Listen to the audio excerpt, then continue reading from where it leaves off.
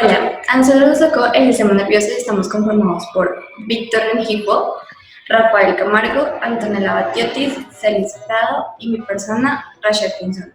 Vamos a dar inicio. Recordemos que el sistema nervioso se va a dividir en dos, que vendría siendo el sistema nervioso central y el sistema nervioso periférico. El sistema nervioso central va a estar constituido por el encéfalo y este a su vez se subdivide en cerebro, cerebelo y bulbo raquídeo. Mientras también que este también se divide el sistema nervioso central en la médula espinal, que la vamos a hablar más adelante. Ahora vamos a representar el sistema nervioso periférico, que este se va a subdividir en dos sistemas, un sistema nervioso somático y uno autónomo. El somático está constituido por los nervios sensitivos, motores y mixtos, mientras que el autónomo se subdivide en sistema nervioso parasimpático y simpático. Ahora vamos a ver un breve resumen de lo que vendría siendo la composición del sistema nervioso. El cerebro. Y ahora las partes del cerebro. Con ustedes, cerebro. Sí. Corteza lóbulo frontal. Hipocampo y neurona, hemisferio derecho. Fuente lóbulo occipital. Fisura de cilio epífisis, hemisferio izquierdo. Cerebelo izquierdo, cerebelo derecho. Sinapsis hipotálamo, intenta recordar.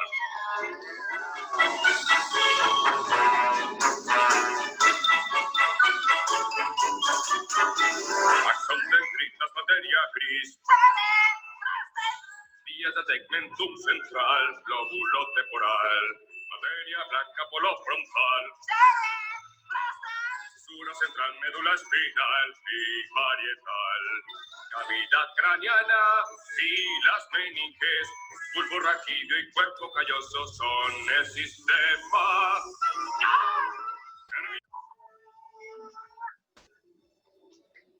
Eso tiene que dejar los felices. Sí.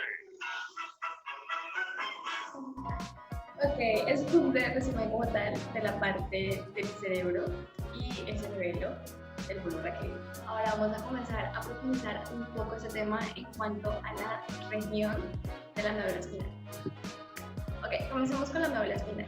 La médula espinal básicamente es aquella que está más caudal a lo que viene siendo el cerebro y ella se va a encontrar básicamente desde el origen del árbol normal. Ahora vamos a relacionarlo con los límites para que tengan una idea más clara. El límite superior, que es acá, vamos a encontrar relacionado, como ya lo dije, con la médula oblongada y el agujero humano. Mientras que el límite inferior vamos a relacionarlo con el cono medular, que aquí vamos a encontrar la cola quina, la cola de caballo o básicamente el filo terminal, que es aquel que nos va a evolucionar como luminarios finales, ¿vale? Ok, ahora vamos a encontrar que la médula va a estar clasificada o básicamente va a estar reconocida por dos curvaturas, que vendría siendo una curvatura cervical que es cóncava hacia atrás y una curvatura torácica que es cóncava hacia adelante, como lo que estoy dibujando con el mouse. Encontramos también que sus relaciones básicamente es netamente con las meninges y con el espacio subarácnido, que es aquí donde se encuentra.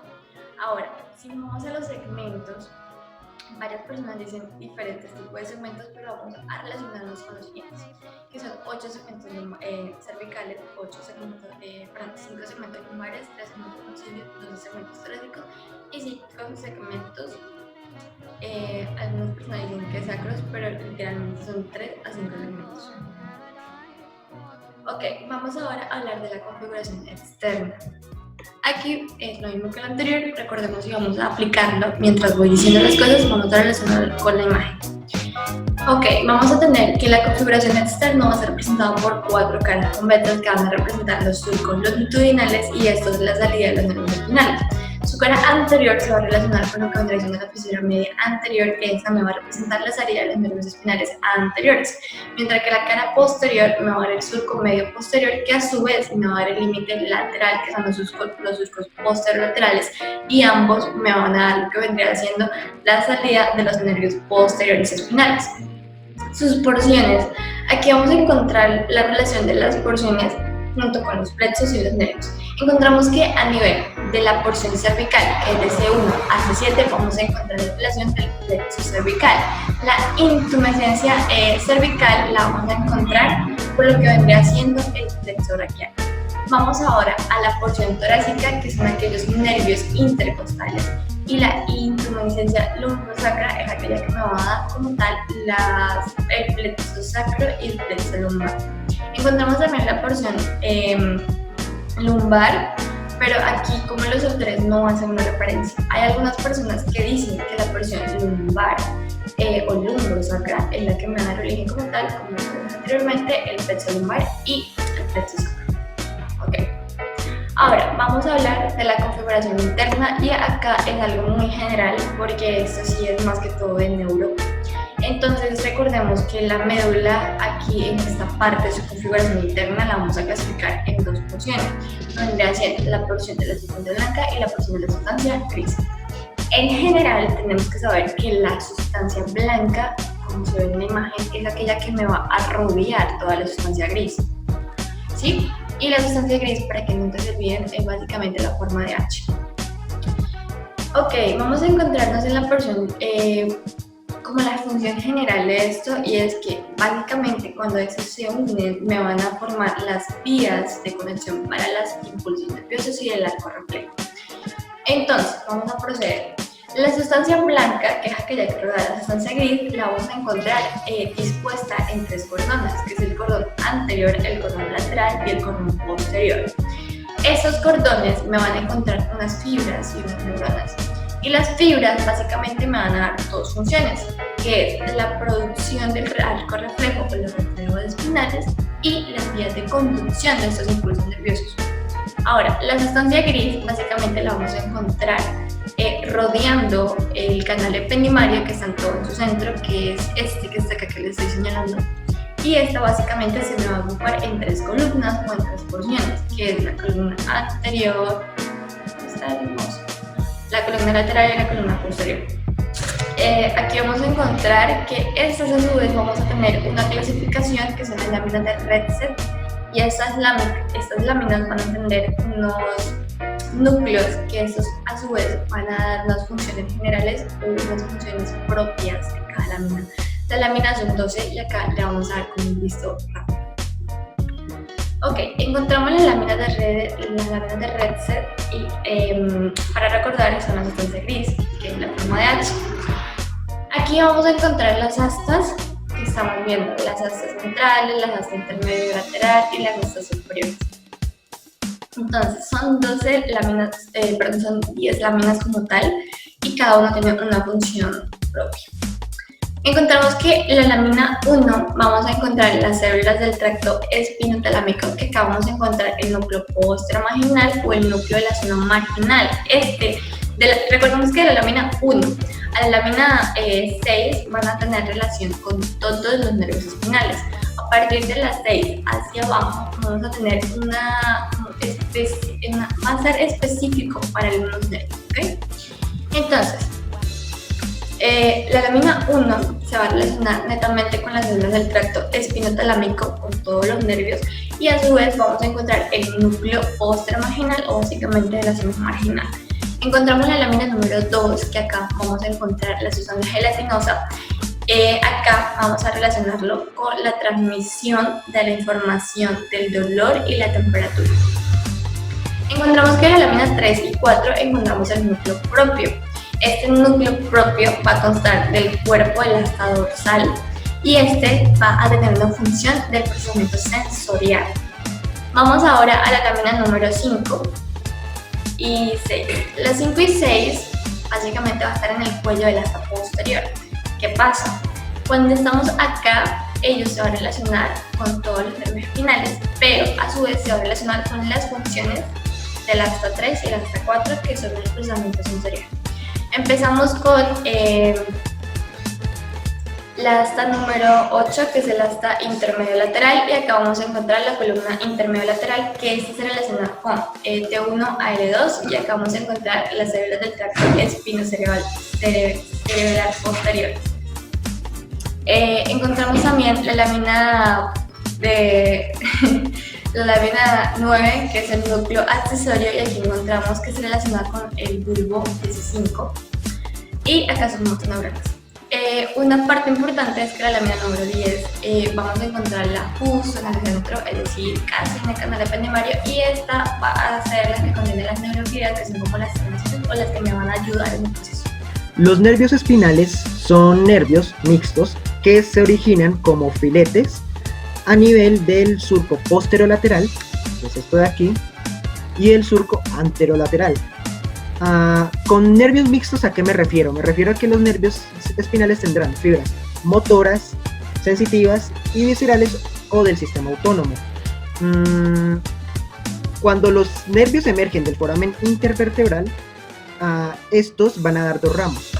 Un ramo posterior o un ramo eferente, que como se dice va a dar eferencias hacia la parte dorsal del cuerpo, y un ramo anterior que dará aferencias a la región ventral del cuerpo, ¿vale? Entonces, los nervios espinales se enumeran según el nivel en el nivel o la región en la que ellos se encuentren. Por ejemplo, digamos, si están en la región cervical, entonces vendrían siendo nervios cervicales, torácica, lumbar, y se encuentran así: 8 nervios cervicales, 12 torácicos, 5 lumbares, 5 sacros y un nervio coccígeo.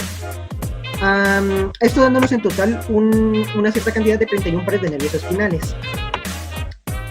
Los nervios espinales se organizan en 4 componentes: 2 de inervación somática, aferencia y deferencia, y 2 de inervación visceral, que también da aferencias y eferencias. Entonces, empecemos con la somática. Entonces, la aferencia somática da inervación sensitiva de lo que vendría siendo la piel, los huesos, los músculos y las articulaciones. Las eferencias somáticas, por otro lado, da inervación motora a lo que vendría siendo los músculos esqueléticos. Tengo que recalcar y se me olvida mencionar, que la inervación somática nace precisamente del mesodermo paraaxial, ¿vale? Entonces, tenemos la inervación visceral.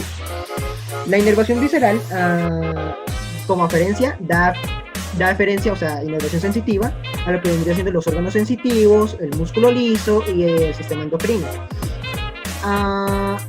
Y la eferencia visceral da inervación motora al músculo liso, pero no va directamente hacia el músculo liso, no va directamente el eferente, sino que lo que hace es que primero tiene que pasar la señal por el ganglio autónomo, y luego tiene que hacer sinapsis a lo que vendría siendo la neurona postganglionar, donde su axón llegará al músculo liso. Y luego tenemos los plexos. Entonces, los plexos son ramos en este caso anteriores, como dice la PRO, que llegan y se entrelazan entre ellos para formar un conjunto de nervios o creando unos nervios nuevos. Entonces tenemos el plexo cervical, que se encarga del movimiento del cuello, que va de C1 a C4. Tenemos el plexo braquial, que se encarga de la inervación del miembro superior, que va de C5 a C1. Luego tenemos el plexo lumbar, que va de L1 a L4. El plexo sacro, que se encarga de lo que vendría siendo la inervación del miembro inferior, va de L4 a S4. Y luego tenemos el coccígeo, que va desde S4 a coccígeo, que va a inervar todo lo que vendría siendo la piel del coxis. Sistema sensitivo y motor somático.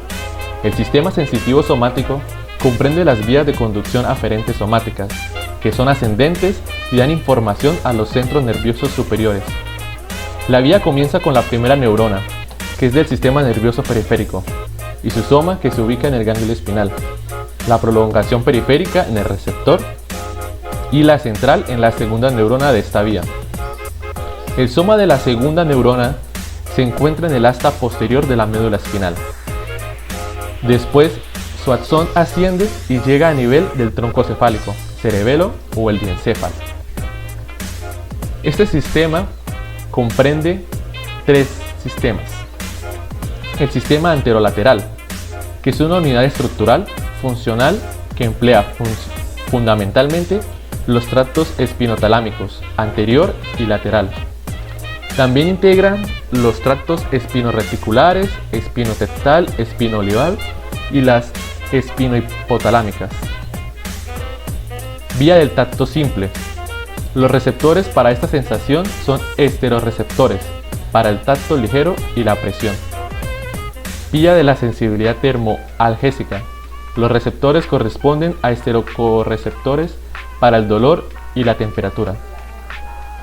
El sistema de la columna posterior participa en la conducción de la propiocepción, el tracto discriminativo y la vibración.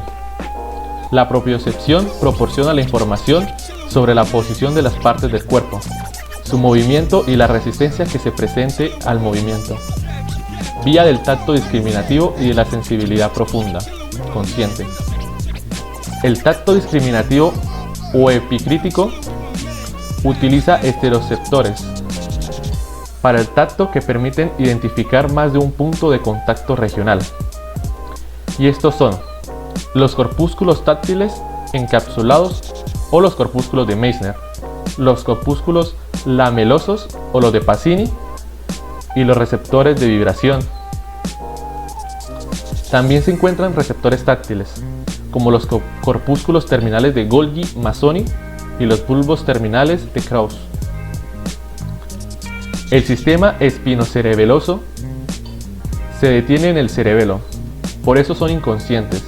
La sensibilidad profunda o la propiocepción inconsciente es transportada por dos tractos, el espinocerebeloso anterior y el espinocerebeloso posterior. Sistema motor somático. El sistema motor somático permite la planificación, ejecución y control de los movimientos voluntarios. Conforma las neuronas motoras, también conocidas como neuronas eferentes. Son responsables de llevar la información del cerebro y la médula espinal a las fibras musculares de todo el cuerpo. Las vías del sistema motor somático son descendentes y se dividen en dos piramidales y extrapiramidales. Las vías piramidales tienen el cuerpo de su motoneurona superior ubicada en la corteza cerebral de los lóbulos frontal y parietal. Las vías extrapiramidales tienen el cuerpo de su motoneurona superior ubicada en un núcleo subcortical. De acuerdo con su origen, se reconocen diversos tractos descendentes no piramidales, cuáles el vestíbulo espinal medial, el vestíbulo espinal lateral, el rubro espinal, el ponto reticular espinal, el bulbo reticular espinal, el tecto espinal y las fibras olivoespinales. La vía piramidal nace en el área motora de la corteza cerebral, ubicada delante del surco central o de Roland. Al descender, los axones cruzan al lado contralateral a la altura de una estructura, la decruzación o entrecruzamiento de las pirámides. Esta se ubica a la altura del bulbo raquídeo, de ahí el nombre de esta vía. Esos axones que van descendiendo por la médula espinal alcanzan a interneuronas ubicadas a diferentes alturas de la médula. Estas interneuronas inervan a las motoneuronas. Esta modalidad de la vía piramidal es la llamada vía piramidal cruzada, para distinguirla de otra vía llamada vía piramidal directa, que no cruza al lado colateral a nivel de las pirámides. Sin embargo, esos axones también cruzan al lado opuesto de las distintas alturas. Es decir, todas las vías piramidales es cruzada. La llamada extrapiramidal se origina en otras regiones de la corteza cerebral, diferentes a las que originaron a la vía piramidal. Los axones que conforman esta vía inervan neuronas ubicadas en núcleos cerebrales del mismo lado, llamadas ipsilaterales, como los ganglios basales o el núcleo rojo, o los núcleos del tronco cerebral, formación reticular. Pero también hay axones de las neuronas de origen o de relevo, que son de los núcleos, las contralaterales, pero cruzan al lado opuesto a niveles más altos que la decruzación de las pirámides. Los axones de la vía extrapiramidal descienden por dos tractos, el rubro espinal y el retículo espinal. El sistema nervioso autónomo. Para hablar del sistema nervioso autónomo, primero debemos comenzar con lo que sería la médula espinal, en el cual estas se encuentran unos centros autónomos que son divididos en simpático o parasimpático. Esta división se hace dependiendo del segmento en el cual esto se localiza. Ubicación. Para tratar la ubicación, primero tenemos que hablar de las estructuras que se componen del sistema nervioso. En esto hay neuronas preganglionares simpáticas, hay neuronas preganglionares parasimpáticas y existe un tronco simpático. Para ubicarlos, si los segmentos espinales, estos se extienden desde T1 hasta la vértebra L2, ahí se ubican los cuerpos de las neuronas preganglionares simpáticas. Cuando los segmentos espinales se extienden desde S2 hasta S4, aquí se están ubicados los cuerpos de las neuronas preganglionares parasimpáticas. En el caso del tronco simpático, este es diferente debido a que este como tal está en ambos lados de la columna vertebral. La formación y el recorrido del sistema nervioso autónomo.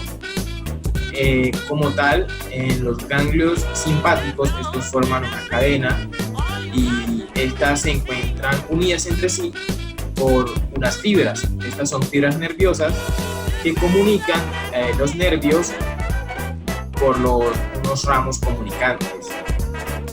Hay fibras que hacen una conexión o sinapsis en ganglios que están ubicados en la cara anterior de la aorta abdominal. Existe un ramo comunicante blanco, aquí se puede observar ese ramo comunicante blanco, o aquí también un ramo comunicante blanco, que él lleva el axón mielinizado de la neurona preganglionar desde el nervio espinal, desde un nervio espinal hacia el ganglio simpático. El ramo comunicante blanco, se encuentra como tal solo en los nervios espinales de los segmentos que tienen neuronas preganglionares de T1 a L2. El ramo comunicante gris, de aquí, él como tal lo que hace es llevar el axón amielínico de la neurona postganglionar desde el ganglio simpático hacia el nervio espinal. Hace un recorrido a través de se distribuyen fibras simpáticas y llegan a los efectores. Los ramos comunicantes grises se encuentran en los lados, en todos los nervios espinales, debido a que estos como tal constituyen una vía de distribución periférica de las fibras postganglionares simpáticas a partir del tronco simpático. Ok, entonces pasamos a una diferencia entre el simpático y el parasimpático. Como tal, la diferencia inicia como tal en su funcionalidad, ya que se puede diferenciar el parasimpático y el simpático según cada función que como tal tiene.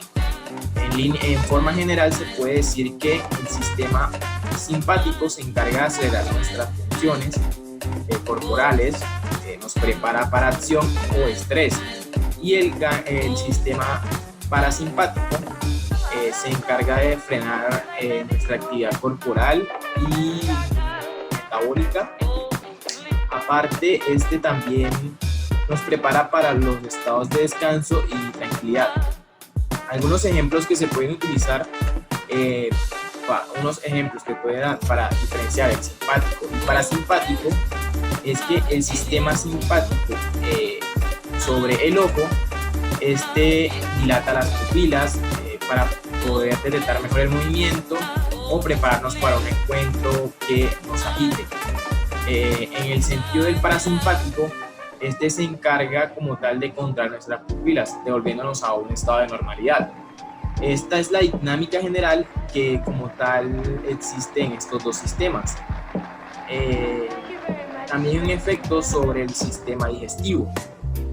Como tal, el simpático evita que haya movimientos peristálticos de los intestinos y conduce el flujo sanguíneo hacia los músculos en el momento de que necesitamos movernos. El parasimpático se ocupa como tal de que nuestra actividad digestiva sea más promovida, haciendo como activando la salivación y otros procesos del sistema digestivo. También existe una acción sobre el sistema circulatorio. En el sistema simpático, este se encarga de acelerar nuestro ritmo cardíaco, ensancha nuestros bronquiolos para que podamos tomar mayor oxígeno en sangre y amplía el diámetro de nuestras venas y arterias para que la sangre se mueva con más facilidad en el cuerpo. En el caso del parasimpático, este se encarga de hacer exactamente lo contrario. Este ralentiza nuestro ritmo cardíaco, reduce la capacidad respiratoria y revierte estos efectos dilatadores o vasodilatadores del sistema simpático, para que así podamos descansar y gastemos muchísima menos energía. También existe un efecto sobre el sistema reproductor. Un ejemplo es que en el sistema reproductor ocurre un caso totalmente contrario, es decir, en este caso el sistema simpático no activa algo, sino que ante el contrario, este como tal se encarga de que cuando entramos en una actividad, hace que existe una vasoconstricción, es decir, que evita que nos den erecciones cuando realizamos acciones de mucha exigencia. Y en el sistema parasimpático como tal ocurre un incremento de flujo sanguíneo hacia los genitales, y este como tal es el que provoca la excitación, o como tal decir, provoca que llegue la sangre al pene, y al momento de la eyaculación también hay fruto de una actividad simpática del sistema nervioso, poniendo un punto final a la actividad genital masculina. Irrigación del sistema nervioso central. El sistema nervioso central se va a encontrar irrigado por diferentes arterias según sea el nivel o el segmento medular que tengamos. En estas imágenes podemos apreciar que yo dividí con letras los segmentos. Entonces tengo desde la cervical número 1 hasta la lumbar número 1. En la parte anterior destaqué el puente de Barolio, el bulbo y la continuación de la médula espinal. Y en la parte posterior, con la diferencia, el piso del cuarto ventrículo. Ok, la médula espinal se va a dividir en irrigación de 3 territorios debido a que cambian sus arterias comúnmente. Entonces, va a tener un territorio arterial superior que se va a encontrar desde la cervical número 1 hasta la torácica número 3. Uno medio que se va a encontrar desde la torácica número 4 hasta la torácica número 8. Y uno inferior que se va a encontrar desde la torácica número 9 hacia la parte más distal de la médula espinal. El territorio arterial superior. Puede irrigar la médula cervical y los primeros 3 segmentos torácicos medulares. Este territorio está comprendido por ramos radiculares, como podemos observarlo acá, y que son ramos de las arterias vertebrales que van a penetrar por los agujeros de conjunción y son del número de 2 a 3 vasos. Además va a poseer ramos espinales. Esos ramos espinales van a tener un ramo anterior que se denomina arteria espinal anterior y que van a ser de las arterias vertebrales y se juntan con las del lado opuesto para formar la arteria espinal anterior, y va a descender por el surco medio hasta el tercer segmento torácico por las arterias espinales posteriores que van a descender y son de las arterias cerebrosas inferiores. Territorio arterial medio. Va a irrigar desde el cuarto segmento torácico al octavo segmento. Está constituido por ramos radiculares que van a tener origen en las arterias intercostales. Es un segmento bastante poco irrigado y va a penetrar por el agujero de conjunción, como podemos denotarlo acá. Es el menos irrigado de todos. El territorio arterial inferior. Irriga desde el T9 hasta todo el engrosamiento lumbar. Tiene ramos radiculares, pero en este solamente vamos a encontrar una gran arteria llamada Adem-Kisvik. Esta se origina en una de las últimas arterias intercostales o de las primeras arterias lumbares. Estas arterias envían un ramo radicular anterior que penetra por el agujero de conjunción y que va a tener una porción ascendente muy pequeña y otra descendente que va a llegar hasta el cono medular. Aquí podemos apreciar la ascendente y la descendente. También tenemos una arteria radicular posterior que va a enviar los colaterales posteriores. A nivel del cono terminal, el ramo descendente anterior se anastomosa con las colaterales posteriores. Ok. Las venas de la médula espinal son muy inconstantes a diferencia de las arterias de la médula espinal. Entonces, podemos describir una vena espinal anterior y una vena espinal posterior que se van a ubicar de forma longitudinal en el surco mediano. También hay venas que se ubican en la salida de las raíces de los nervios espinales. Están unidas entre sí por anastomosis, ya sean transversales y verticales. Las venas espinales van a drenar en las venas radiculares, que acompañan a las raíces de los nervios espinales. Las venas radiculares van a desembocar en las venas espinales, que son tributarias de los plexos venosos vertebrales internos localizados en el espacio epidural y extendidos en el foramen magno y en el coxis. Los plexos, ya sea uno anterior y uno posterior, se encuentran reunidos por anastomosis anulares alrededor del espacio epidural. Los plexos venosos vertebrales internos se comunican hacia afuera del conducto vertebral mediante las venas intervertebrales que atraviesan el foramen del mismo nombre. Se drenan en los plexos venosos vertebrales externos, anteriores y posteriores, ya sean venas lumbares, acigos, venas cervicales profundas y vertebrales. Esos plexos intravertebrales establecen una vía de derivación eficaz entre los dos sistemas cava superior e inferior. Listo, entonces tenemos las meninges. Las meninges espinales, entonces la función de ellas es separar la médula y las raíces espinales de las paredes de lo que vendría siendo el conducto vertebral. Ella se divide en dos, que luego ellas se subdividen en tres capas, teniendo la paquimeninge, que es la capa más dura y externa que hay de las meninges, lo que vendría siendo la dura madre, y la leptomeninge, un término que usaremos más tarde, que es la capa, se dice que es la capa más interna y más fina, y se subdivide en dos capas más finas, que vendría siendo la aracnoides y la pia madre. La dura madre es la capa más externa, ya se dijo, es un cilindro hueco, está hecho de pared fibrosa. ¿Qué más podemos decir de él? Ella se extiende lo que vendría siendo desde el foramen magno hasta el segundo hueso sacro, y se extiende, y como le digo, ella cubre lo que vendría siendo los nervios espinales hasta lo que vendría siendo el origen de cada nervio espinal cuando ellos sobresalen, es decir, hasta el foramen intervertebral. Bueno, y la aracnoides, ¿qué hacemos con ella? La aracnoides es la capa intermedia entre pia madre y dura madre.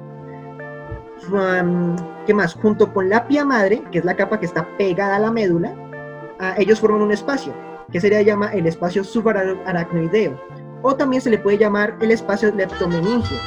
Este espacio es importante debido a que allí es donde va a pasar el LCR o el líquido cefalorraquídeo. La pia madre forma dos tabiques, el tabique medio posterior y el tabique cervical intermedio. Tenemos aquí un caso clínico de un infarto medular. ¿Por qué se da este infarto medular? Eso es debido a que no existe una anastomosis horizontal y vertical continua y constante entre las arterias espinales. La vascularización arterial de la médula espinal es precaria y muy susceptible de ser interrumpida por una ligadura o por la obstrucción de una sola arteria radicular o médula segmentaria. La obstrucción de la arteria medular segmentaria anterior mayor produce la lesión irreversible de la médula espinal del nivel lumbosacro. Esta lesión provoca la paraplegia por infarto medular de aneurisma de aorta o como resultado de su tratamiento quirúrgico debido a la obstrucción de esta importante arteria medular segmentaria.